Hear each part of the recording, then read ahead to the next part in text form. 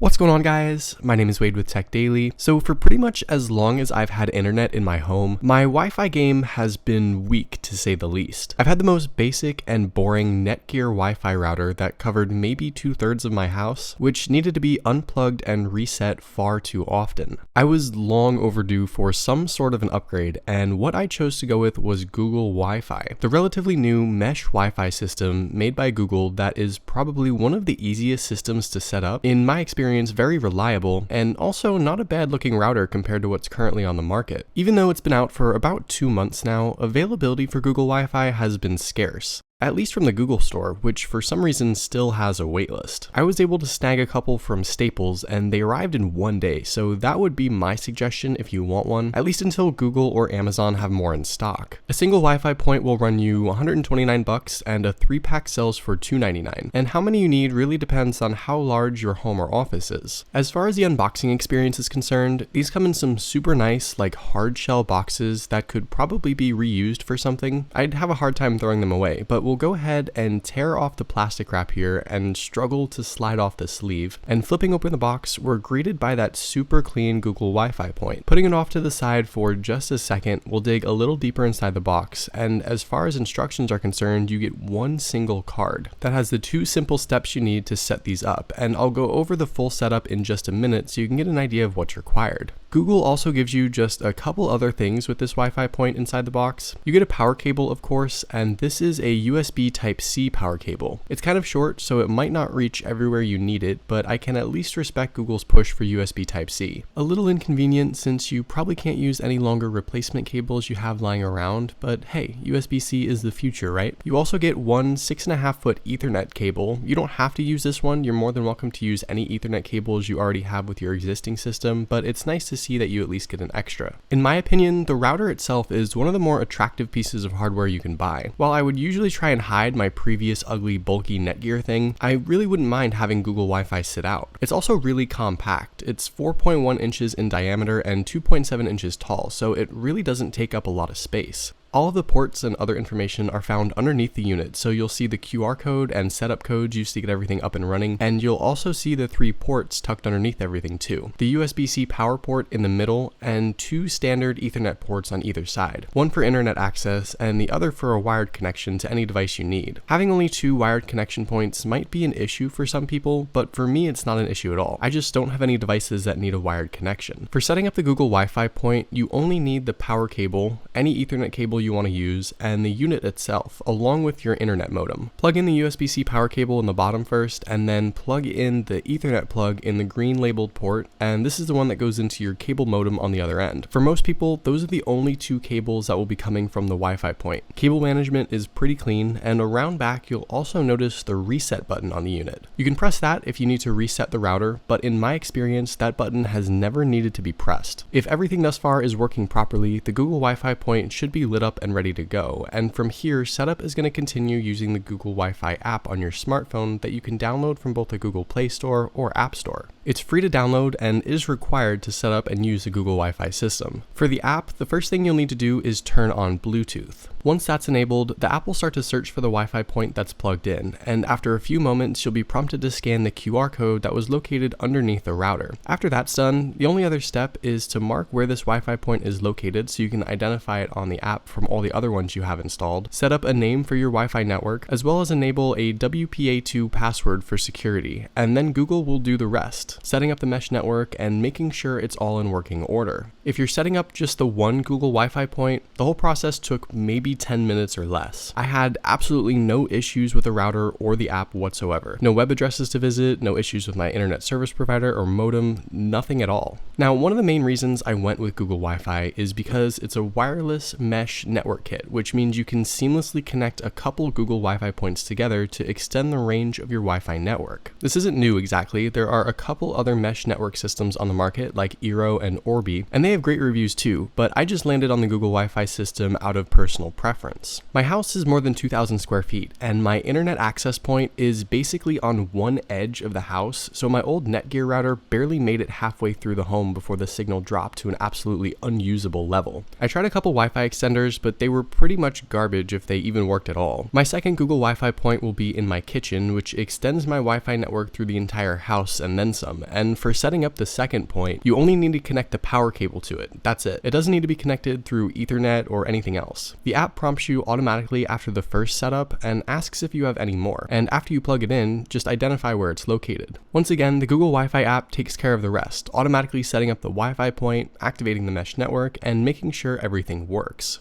Once your network is up and running, the app is where you can see all of your Wi-Fi points and network status, and it's also where you can make any changes if you need to. The settings are really easy to access and pretty self-explanatory. So for example, you can easily change the network name or password, set up priority devices, or even see all the devices that are currently connected. You can also perform a network check to confirm the status of your internet and see what kind of speed you're getting from the different points. And this is what I was getting, which is about what my ISP advertises I should get. One last note, you can also easily set up a guest network through the app as well if you need to.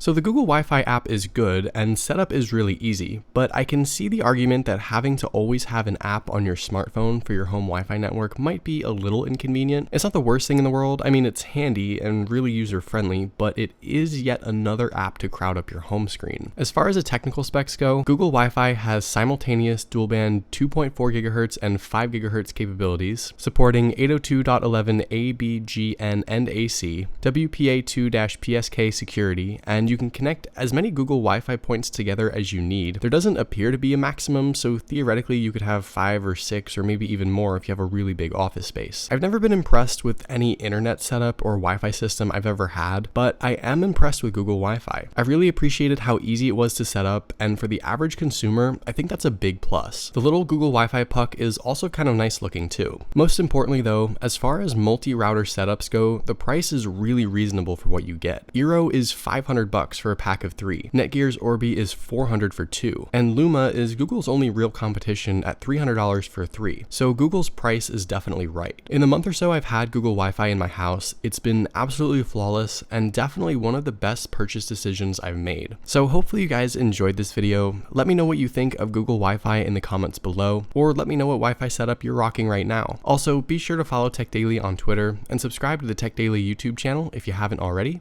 and I'll see you guys later.